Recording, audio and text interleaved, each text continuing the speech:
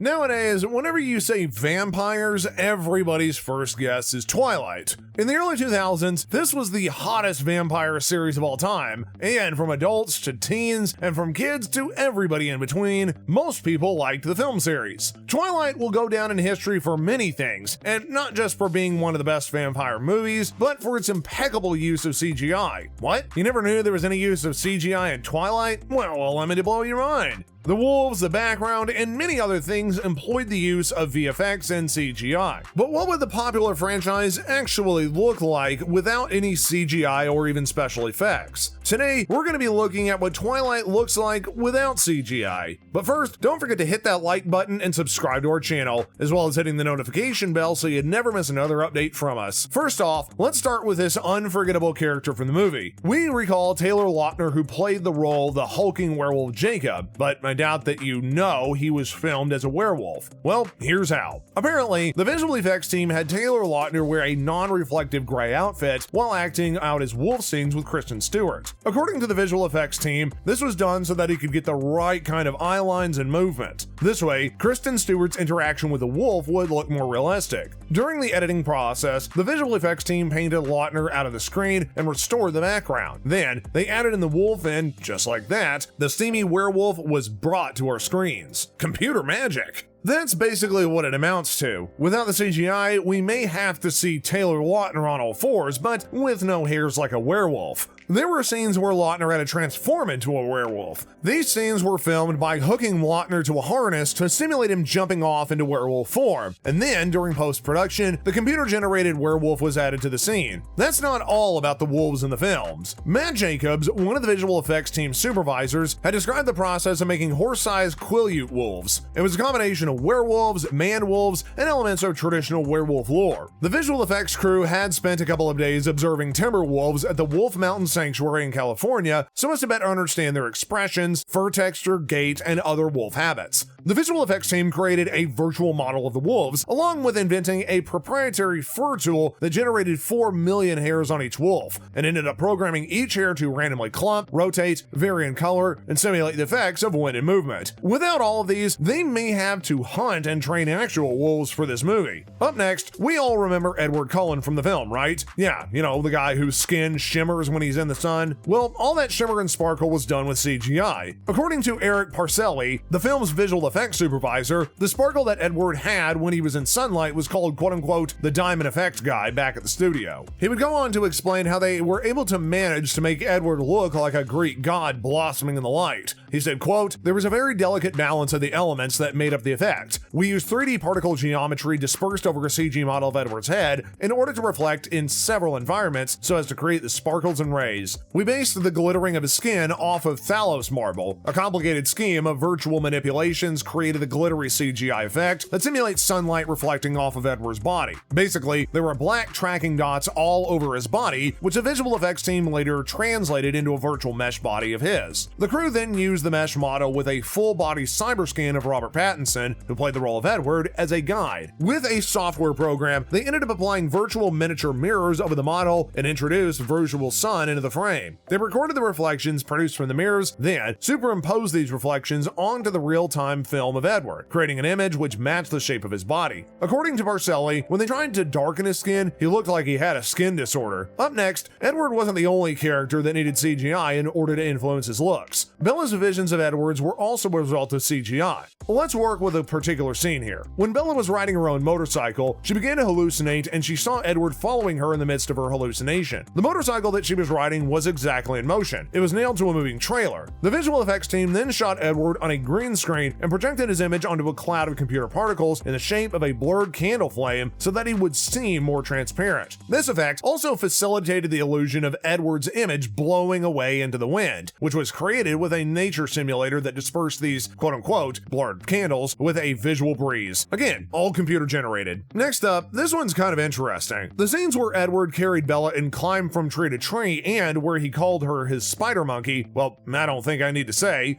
it's CGI. Here's how that was filmed anyway. Visual effects supervisor Richard Kidd described how that scene was filmed. The visual effects team had to install a support rig, which is about 100 feet and spanning 3 pine trees. He said, quote, "It was 4 really large pipes that created the structure like a box, and they snapped together like Lego pieces." Additionally, the camera had to be installed on its own series of cables and winches in the trees where it was controlled remotely. After all that filming, the work was far from over. The cables and winches only did a part, but the major work was done digitally. The team had to digitally remove the rig, cables, and even the harness strapped onto the actor's clothes, which required weeks of digital tweaking. If the computers were not there, I guess we would have been watching a puppet show instead of a vampire movie. Up next, the spotlight of the Twilight Saga Breaking Dawn Part 2 was the pint-sized half-human, half-vampire breakout star Mackenzie Foy, who was animated for the majority of the film. In the first part, she played a young bloodsucker who grows rapidly. Quote, "1 hour she's an infant, the next she's a toddler." But this was all done with CGI. What happened is Mackenzie Foy had her face transposed onto younger body doubles through the use of CGI in order to display the dramatic growth spurts of Renesmee. The film basically saw her age, but Mackenzie was only 10 years old at the time, so the visual effects team used the computers to generate an older look for her. That is, they basically predicted that she would look like in the future. The visual effects team did such an amazing job at aging Mackenzie Foy in Breaking Dawn Part 2. Many people have complained about making her age through CGI, and they had suggested the film just got another character that looked like her, but one of the film's crew members didn't agree that it was a totally bad job. He said, quote, "In 10 years, if we will see if we got it or if we were off without CGI." Well, many years have passed, CGI has progressed since then, and Mackenzie Foy is now 21. And comparing her present pictures with the older look that the computers created for her, we can say they did a great job. There is rarely any difference. Her stunt doubles were Rachel St. Gillis and Eliza Ferreira. Next up, remember the scene where Renesmee rode off on Jacob as a werewolf? Well, that wasn't exactly easy to film, but according to the actress Mackenzie Foy, she had a lot of fun filming the scene. She said, quote, "Running on Jacob's back was a fun scene for me. I got to wear a harness." But did you know that she wasn't exactly on Jacob's back? It was all green screen and CGI. To film the scene, they had Mackenzie sit on a motion control rig that resembled a mechanical bull, and they ended up putting a saddle that resembled Jacob's fur on it. So that way, it was much easier to blend in to Jacob's already made CGI werewolf model. The rig was then put before a green screen and programmed to make every move that werewolf Jacob was supposed to make. Up next, we've got what probably has to be the worst CGI of the saga, and they were very much aware of it. The internet named it, quote-unquote, "The Rise of Chuckismee." They made Edward